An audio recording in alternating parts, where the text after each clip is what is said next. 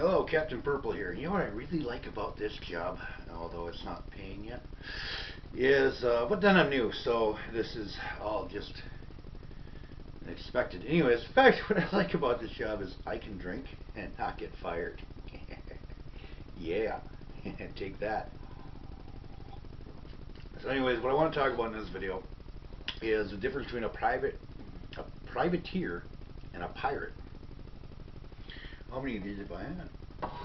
Anywho, it's basically what a pirate was an individual who committed crimes on open sea on the open sea, which I said in the last video was expanded to river piracy as well. Crimes, robbery, and acts of war on the ocean, on the open sea. Such crimes including such as but not limited to rape, theft, murder, and so on and so forth. Which wasn't just limited to the open waters. I mean, there's so many, like you couldn't, for example, you couldn't sack a port town and take the governor's daughter for ransom on the open sea. But it was mainly, primarily stuck to seafaring people who committed crimes against the crown. So, keeping that in mind, what a privateer was a legal version of that. So, what a privateer was somebody who was offered it was a pirate, crew, captain and crew, pirates that were offered letters of marque, which were pieces of paper signed by some high-ranking official of a colony or government that would pardon any individual who carried one of all prior crimes. So they were wiped out. They were no longer withstanding or withholding against said individual. Um, Despite how many accounts there were, how nasty the accounts were. So what would happen? Say like English rule, like say the English rule recognized a specific pirate as a probable valuable asset aside from the commodity of trading, because as I mentioned in the last video, pirates were did bring in a form of commerce. They did bring in commerce. They traded and so on and so forth. So they weren't always these thorn in the side. They sometimes a slight minor irritation. That was so basically what we'd do is like a governor of say an English colony, for example, would under English colony, I should say, would recognize, say it was recognized by him or higher ranking or higher up that said pirate could be held valuable, it could be very valuable in retrieving said merchandise or so on and so forth. So they would offer him a letter of marque, and if he chose to take it, and his crew and so on and so forth, they would be completely pardoned, wiped out, start over, start anew. Nothing never happened. So, what they would be used for, say, the governor of Port Royal had a privateer at Port Royal, and he would, he got offered, who was offered, letters of marque, privateer. Well, what would happen is say there's a Spanish treasure galleon, because Spain was pretty much at war with everybody. I mean, they were constantly at war with England multiple times, France multiple times. Not to say that France wasn't at war with England either, and England wasn't at war with the Dutch, and they were all, it was very, very, turbulent time. Wars, a lot of not liking each other. So what the governor of Port Royal would do was he'd hear about a Spanish treasure galleon coming down, and in the path they were passing close enough to Port Royal to really catch their attention.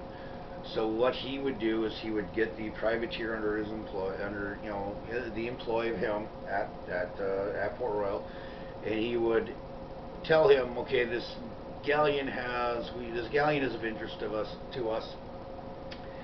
It's part of a caravan. There are two or three I don't know, escorts, heavily armed escorts coming through. So the whole thing would be laid down. So they're carrying, say, 500,000 pieces of Spanish gold, you know, otherwise known as pieces of 8 or gold doubloons, whatever you want to call them. So he would want the 500,000, but he knew he had to pay. So basically, he would say to him, "You do what you do really well. You go in there, you take this. We want it back. We'll give you, say, 200,000 of the 500,000 pieces of 8 pieces of Spanish doubloons as payment for doing this, and we will completely fund the expedition. We will, you know, repairs to your ship, fresh water, food. If they needed better guns, if they needed more guns, if you needed to hire more men, if they needed another ship, and so on and so forth." And all these would be forward expenses that would be deducted from the 200,000 pieces of gold agreed upon. So it costs, like, say, the whole expedition, this whole expedition cost 30,000 pieces of gold. So basically what the agreement would be is they get the 300,000 pieces of gold and 30,000 right off the top, so leaving the captain and crew, all of his crew members, with 170,000 pieces of gold to divide up and divvy amongst themselves. So it wasn't always, it was kind of a gamble, you know, trusting, you know, said pirate, because, you know, it wasn't always the most honest. So, you know, the rest of whatever's on there. You see, the thing is, pirates didn't always go after gold and jewels and treasures. The pirates also went after anything they could use, or anything that was of a value, anything they could sell, food, water, you know, booze, of course, of any form, alcoholic beverages, linens, soaps, anything really. And what they couldn't use or what they didn't want, they'd sell off. So they would get anything they wanted off of, you know, aside from the gold. It was all for them to take. And they would bring back the 300,000 pieces of gold plus 30,000. Well, like I said, it was kind of a gamble, trusting ex-pirate, because we're not the most honest. We may get on the ship, you know, so you may get on the ship, take it over, do what they do, and come back and say, "Oh, there was only 400,000 pieces of gold," when there was in reality the 500,000, and keep an extra 100,000, because maybe they don't feel that they were quite compensated fairly enough for this.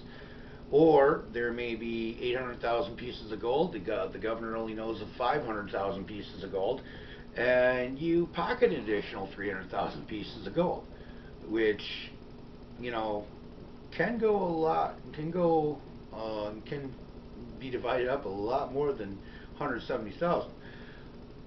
So, and you'd better hope that anybody on your crew doesn't go around bragging about it, or that word doesn't get back to the English, your boss, your employer, at all, because that's not good for business.